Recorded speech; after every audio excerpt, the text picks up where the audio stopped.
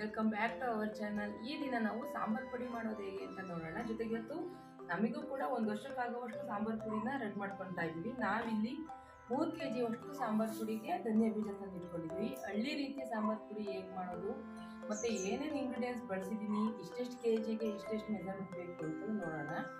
ಈ ಸಾಂಬಾರ್ ಪುಡಿನ ನಾವು ಪಲ್ಯ ಮತ್ತು ಸಾಂಬಾರು ಎಲ್ಲದಕ್ಕೂ ಯೂಸ್ ಮಾಡ್ತೀವಿ.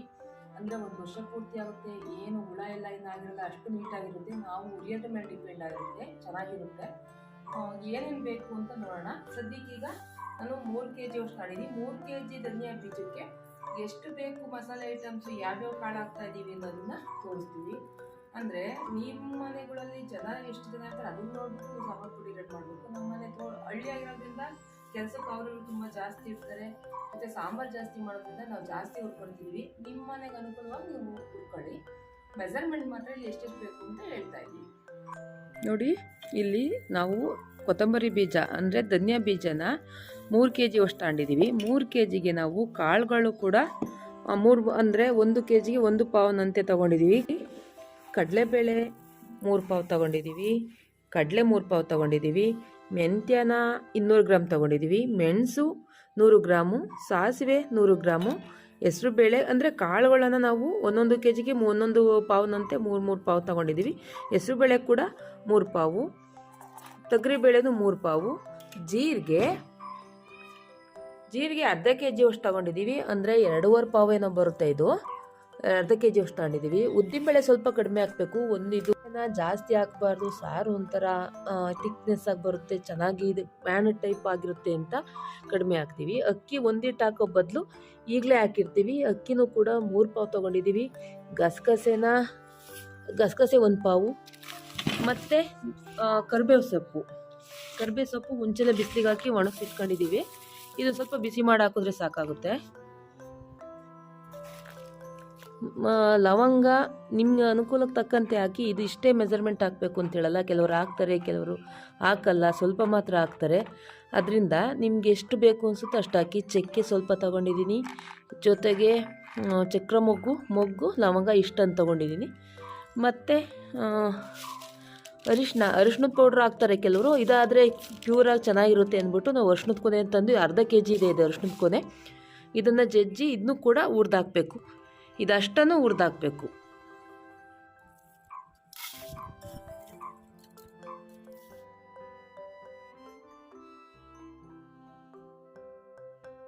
ಕೆಂಪಗೆ ಹಾಕಬೇಕು ಕೂಡ ನೋಡಿ, ಹಲ್ವಾಗಿ ಹುರ್ಕೋಬೇಕು.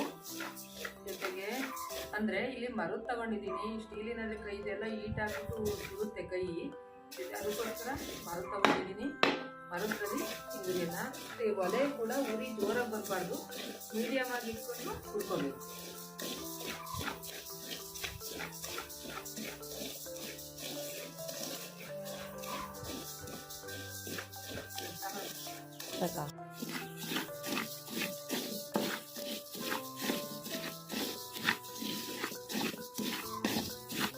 ಬಾಣಲಿನ ಸ್ವಲ್ಪ ದೊಡ್ಡದೇ ಇಟ್ಕೋಬೇಕು, ಜೊತೆಗೆ ದಪ್ಪ ತಳೆದು ಇಟ್ಕೋಬೇಕು, ಬೇಗ ಸಿದೋದಂಗೆ ಆಗಲ್ಲ. ನಿಮ್ಮ ಮನೆಗಳಲ್ಲಿ ಕಬ್ಬಿಣದಿದ್ದರೆ ಕಬ್ಬಿಣದ ಇಟ್ಕೊಂಡು ಹುರಿದ್ರೆ ಬೇಗ ಒಂದ್ಸಲಿಕ್ಕೆ ಆವಾಗ ತನಕ ಅಷ್ಟೇ, ಆಮೇಲೆ ಸಿಹಿದಂಗೆ ಚೆನ್ನಾಗಾಗುತ್ತೆ. ನಾವು ಈ ಸಾಂಬಾರು ಪುಡಿನ ವರ್ಷ ಪೂರ್ತಿ ಆಗೋಂಗೆ ಮಾಡ್ಕೊಂಡಿರ್ತೀವಿ. ಕೆಲಸದವರೆಲ್ಲ ಬರೋದು ಜಾಸ್ತಿ, ನಮ್ಮ ಮನೆಗಳಲ್ಲಿ ಹಳ್ಳಿ ಕಡೆಯಲ್ಲೆಲ್ಲ ಜಾಸ್ತಿ ಇರ್ತಾರಲ್ವ, ಅದಕ್ಕೆ ಪದೇ ಮಾಡ್ಕೊಳ್ಳೋದು ಬೇಡ ಅಂದ್ಬಿಟ್ಟು ಒಂದೇ ಸಲ ರೆಡಿ ಮಾಡಿ ಇಟ್ಕೊಂಡಿರ್ತೀವಿ. ನೋಡಿ, ಇದು ಕಲರ್ ಚೇಂಜ್ ಆಗಬೇಕು, ಸ್ವಲ್ಪ ಬ್ರೌನ್ ಬರೋ ತನಕ ಹುರ್ಕೊಳ್ಳೋಣ.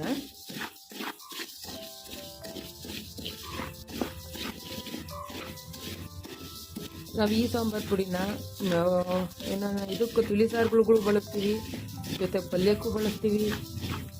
ಸಾಂಬಾರು ಪುಡಿ ಇಲ್ಲ ಅಂದರೆ ನಮ್ದು ಅಡುಗೆನೇ ಆಗಲ್ಲ ಅಂತ.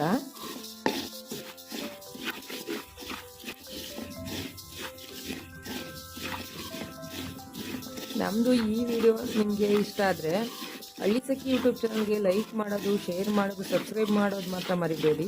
ಹೊಸಬರಾದರೆ ಸಬ್ಸ್ಕ್ರೈಬ್ ಆಗಿ. ಮತ್ತು ನಿಮಗಿದು ಇಷ್ಟ ಆದರೆ, ಈ ಸಾಂಬಾರು ಪುಡಿ ಸ್ಟೈಲ್ ನಿಮ್ಗೆ ಇಷ್ಟ ಆದರೆ ಶೇರ್ ಮಾಡಿ. ನೋಡಿ, ಇದಾಗಿದೆ, ಈಗ ಹುರಿದಿದ್ದಾಗಿದೆ, ಇದೆಲ್ಲ ಫುಲ್ಲು ಎಲ್ಲ ಕೊತ್ತಂಬರಿ ಬೀಜದೆಲ್ಲ ರೆಡಿಯಾಗಿದೆ. ಈಗ ಇದನ್ನು ತೆಗೆದು ಹಾಕೋಣ. ನೋಡಿ, ಇದನ್ನ ಹಾಕಿ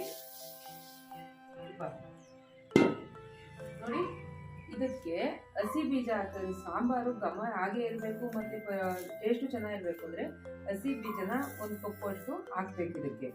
ಈಗ ಹೆಸರು ಕಾಳು ಹುರಿಯೋಣ, ಕಡಲೆಬೇಳೆ ಹುರಿಯೋಣ. ಈಗ ನೋಡಿ, ಕಡಲೆಬೇಳೆ ಒಂದೇ ಸಲ ಹಾಕ್ತಾ ಇದೀವಿ. ದೊಡ್ಡ ಬಾಣಲೆ ತಾಂಡ್ರದಿಂದ ನಡೆಯುತ್ತೆ. ನೀವು ಯಾವ ರೀತಿ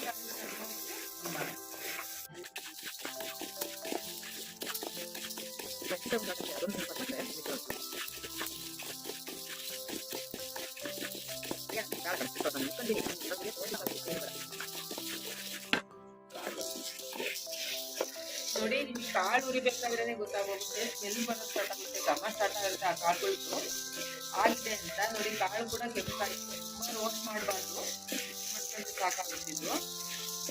ಈಗ ತೆಗೆದಾಕೋಣ.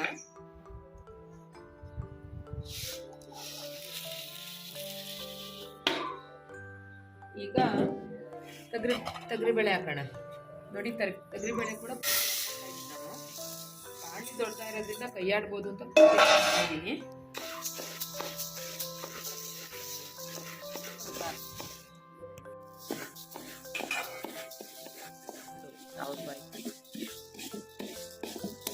ನೋಡಿ, ಉದ್ದಿನಬೇಳೆ ಮಾತ್ರ ಸ್ವಲ್ಪ ಮಾತ್ರ ತಗೊಂಡಿದ್ದೀವಿ. ಇದು ಸಾಂಬಾರು ಸರಿ ಬಂದಂಗೆ ಆಗುತ್ತೆ, ಜಾಸ್ತಿ ಇದಾಗುತ್ತೆ ಅಂದ್ಬಿಟ್ಟು ಉದ್ದಿನಬೇಳೆ ಜಾಸ್ತಿ ಹಾಕಲ್ಲ. ಬೇರೆ ಕಾಳುಗಳನ್ನೆಲ್ಲ 3 ಪಾವು ಆಳ್ತೆಲ್ಲ ಹಾಕಿದ್ದೀವಿ, ಇದನ್ನು ಮಾತ್ರ ಕಡಿಮೆನೇ ಹಾಕಿದ್ದೀವಿ. ಜೀರಿಗೆ ಚಟಪಟ ಅಂತ ಸೌಂಡ್ ಆಗ್ತಿದೆ ಅಲ್ಲೇನೆ, ಆಗಿದೆ ಅಂತ ಇದನ್ನು ತೆಗೆದಾಕೋಣ.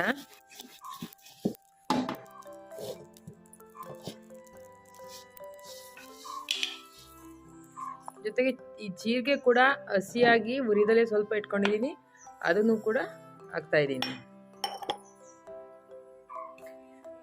ಈಗ ಮೆಣಸು ಹಾಕೋಣ. ಮೆಣಸ್ಯ ಚೆಂದ ಹಾಕಿದೆಯಲ್ವಾ, ಈಗ ಆಗಿದೆ ಅಂತ ಇದನ್ನು ಕೂಡ ತೆಗೆದಾಕೋಣ.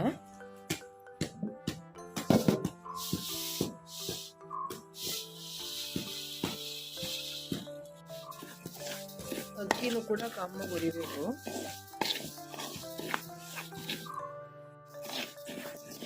ನೋಡಿ, ಅಕ್ಕಿ ಕಲರ್ ಚೇಂಜ್ ಆಗಿದೆ ಅಲ್ವಾ, ಈ ರೀತಿ ಆಗೋವರೆಗೂ ಹುರಿದು ಹಾಕ್ಬೇಕು. ಮೆಣಸು ಕೂಡ ನೋಡಿ ತರಬೇಕು, ಪರಂಗಿ ಬೀಜ ಮಿಕ್ಸ್ ಮಾಡಿರ್ತಾರೆ ಅಂತ ಹೇಳ್ತಾರೆ. ನೋಡಿ ಚೆನ್ನಾಗಿರದ ಮೆಣಸು ತರಬೇಕು. ಮೆಣಸು ಜಾಸ್ತಿ ತುಂಬ ಉರಿಬೇಕು ಅಂತ ಎಲ್ಲ, ಸುಮಾರು ಬಿಸಿ ಮಾಡ್ಕೊಂಡ್ರೆ ಸಾಕು.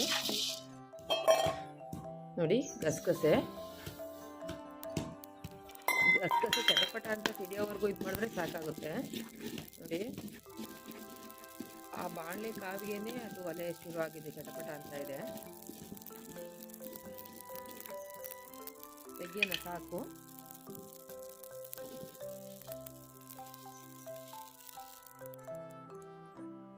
ಮತ್ತೆ ಸಾಸಿವೆನೂ ಅಷ್ಟೇ ಚಟಪಟ ಆದರೆ ಸಾಕು.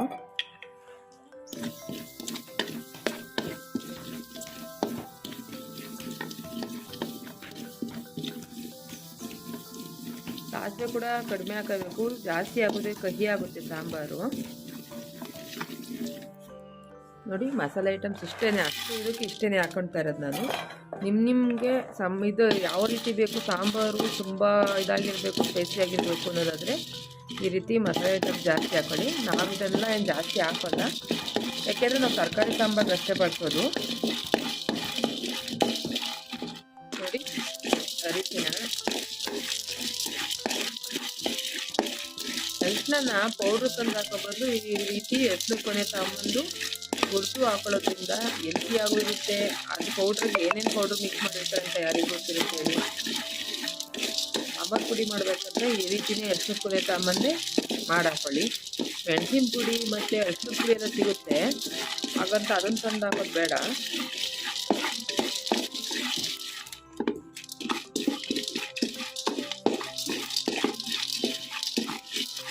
ನೋಡಿ, ಸ್ಟವ್ ಆಫ್ ಮಾಡಿದ್ದೀನಿ ನಾನು. ಇದು ಬಾಣಲಿ ಕಾವಿಗೆ ಕರಿಬೇವು ಸೊಪ್ಪು ಬಿಸಿ ಆಗುತ್ತೆ, ಅದನ್ನೇನು ಉರಿಲೇಬೇಕು. ಹಸಿ ಕರಿಬೇವು ಸೊಪ್ಪು ಆದರೆ ಮಾತ್ರ ಉರಿಬೇಕು. ಇಲ್ಲ, ನಾನು ಅಲ್ಲೇ ಬಿಸಿಲಲ್ಲಿ ಒಣಗಿಸಿರೋದ್ರಿಂದ ಬಾಣಲಿ ಕಾವಿಗೆ ಬಿಸಿ ಆಗುತ್ತೆ, ಹಾಕಿದ್ರೆ ಸಾಕಾಗುತ್ತೆ ಇದಕ್ಕೆ.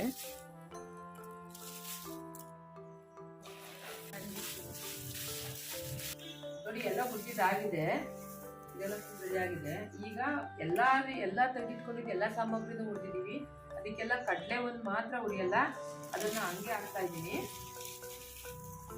ಹುರಿ ಹಂಗೆ ಹಾಕ್ಬಿಟ್ಟು ಇದನ್ನೆಲ್ಲನ ಈ ರೀತಿ ಈ ರೀತಿ ಮಿಕ್ಸ್ ಮಾಡಬೇಕು ಎಲ್ಲದನ್ನು.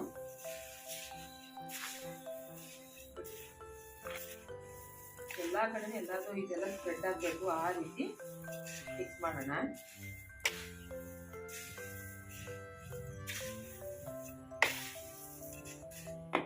ಮತ್ತೆ ಈಗ ಖಾರದ ಪುಡಿಗೆ ರೆಡಿ ಮಾಡ್ಕೊಳ್ಳೋಣ. ಖಾರದ ಪುಡಿಗೆ ಇಲ್ಲಿ ನಾನು ಖಾರದ ಮೆಣಸಿನ್ಕಾಯಿನ 2 kg ತಗೊಂಡಿದ್ದೀನಿ. ಬ್ಯಾಡಗಿ ಮೆಣಸಿನ್ಕಾಯಿ ಇದು ಕಲ್ಲರ್ಗೋಸ್ಕರ, ಇದು ಖಾರಕ್ಕೋಸ್ಕರ. ಬ್ಯಾಡಗಿ ಮೆಣಸಿನ್ಕಾಯಿ 1.5 kg ತಗೊಂಡಿದ್ದೀವಿ. ನೋಡಿ ಮೆಣಸಿನ್ಕಾಯಿ ಹುರಿಯೋಣ. ಇದಕ್ಕೆ ಸ್ವಲ್ಪ ಉಪ್ಪು ಅಂದರೆ ಘಾಟ್ ಆಗ್ದಂಗೆ ಇರಲಿ ಅಂತ ಸ್ವಲ್ಪ ಎಣ್ಣೆ ಹಾಕಿದ್ರೆ ಘಾಟ್ ಆಗಲ್ಲ. ಮೊದಲೆಲ್ಲ ಹಳ್ಳೆಣ್ಣೆ ಹಾಕ್ತಾ ಇದ್ವಿ, ಹಳ್ಳೆಣ್ಣೆ ಹಾಕಿದ್ರು ನಡೆಯುತ್ತೆ. ಬೇಕಿದ್ರೆ ಒಂದು ಸ್ವಲ್ಪ ಉಪ್ಪು ಹಾಕೋಣ. ಉಪ್ಪು ಕೂಡ ಸ್ವಲ್ಪ ಉಪ್ಪು ಹಾಕ್ಬಿಟ್ಟು ಹುರಿದ್ರೆ ಘಾಟ್ ಆಗಲ್ಲ.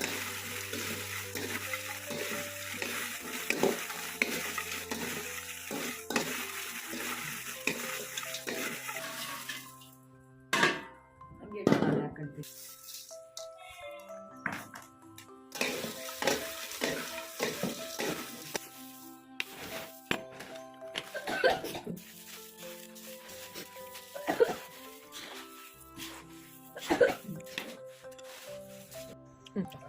ನೋಡಿ ಮೆಣಸಿನ್ಕಾಯಿನೆಲ್ಲ ಉದ್ದು ಆಯ್ದು ರೆಡಿ ಮಾಡ್ಕೊಂಡಿದ್ದೀವಿ.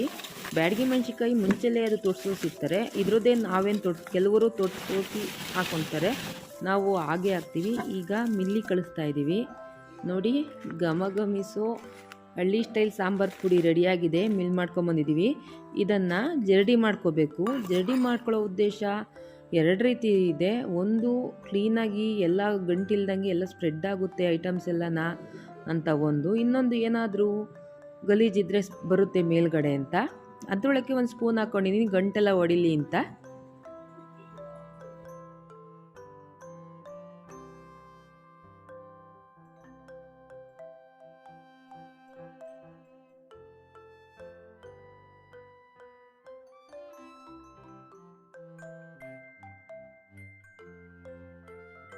ನೋಡಿ ಸಾಂಬಾರ್ ಪುಡಿನ ಜಲ್ಸಿ ಬೇರೆ ಬೇರೆ ಬಾಕ್ಸಿಗೆ ಹಾಕಿ ರೆಡಿ ಮಾಡಿ ಇಟ್ಕೊಂಡಿದ್ದಾಯಿತು. ಕೆಲವರು ಖಾರದ ಪುಡಿ ಮತ್ತು ಸಾಂಬಾರು ಪುಡಿನ ಎರಡೂ ಕೂಡ ಜೊತೆಲೇ ಮಿಲ್ ಮಾಡಿಸ್ತಾರೆ. ಬಟ್ ನಾವಿಲ್ಲಿ ಆಗ ಮಾಡಿಲ್ಲ, ಯಾಕೆಂದರೆ ಒಂದು ವರ್ಷ ತನಕ ಬೇಕಲ್ಲ, ಹುಳ ಆಗುತ್ತೆ ಅಂದ್ಬಿಟ್ಟು ಬೇರೆ ಬೇರೆನೇ ಹುರಿದು ಬೇರೆ ಬೇರೆನೇ ಹಾಕ್ಕೊಂಡಿರ್ತೀವಿ. ಈಗ ಡೈಲಿ ಬಳಸೋದಕ್ಕೆ ಸಾಂಬಾರ್ಗೆ ಹಾಕೋದಕ್ಕೋಸ್ಕರ ಮಾತ್ರ ಮಿಕ್ಸ್ ಮಾಡ್ಕೊತಿರೋದು. 3 ಕಪ್, ಇದು ಪಾವು ಕಪ್ಪು, 1 ಪಾವ್ನ ಅಳತೆ ಇದೆ. 3 ಕಪ್ನಷ್ಟು ಖಾರದ ಪುಡಿ ಹಾಕ್ಕೊತಾ ಇದ್ದೀನಿ. ಇದಕ್ಕೆ ಈಗ 4 ಕಪ್ಪು ಸಾಂಬಾರು ಪುಡಿ ಹಾಕ್ಕೊತೀನಿ. 4 ಕಪ್ನಷ್ಟು ಸಾಂಬಾರು ಪುಡಿ ಹಾಕ್ಕೊಂಡು ನೀಟಾಗಿ ಎಲ್ಲ ಮಿಕ್ಸ್ ಮಾಡ್ಕೋಬೇಕು. ಮಿಕ್ಸ್ ಮಾಡಿ ಒಂದು ಬಾಕ್ಸಿಗೆ ತುಂಬಿಟ್ಕೊತೀನಿ.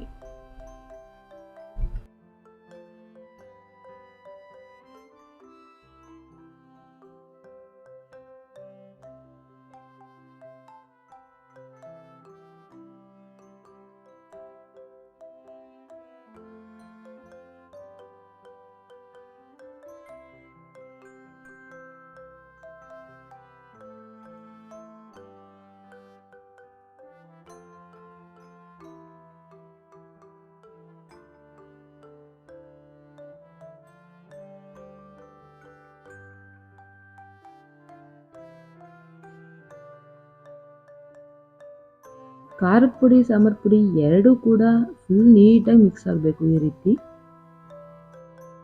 ಈ ರೀತಿ ಮಿಕ್ಸ್ ಆದಮೇಲೆ ಇದನ್ನು ಬಾಕ್ಸಿ ತುಂಬಿಟ್ಕೊಳ್ಳೋದು.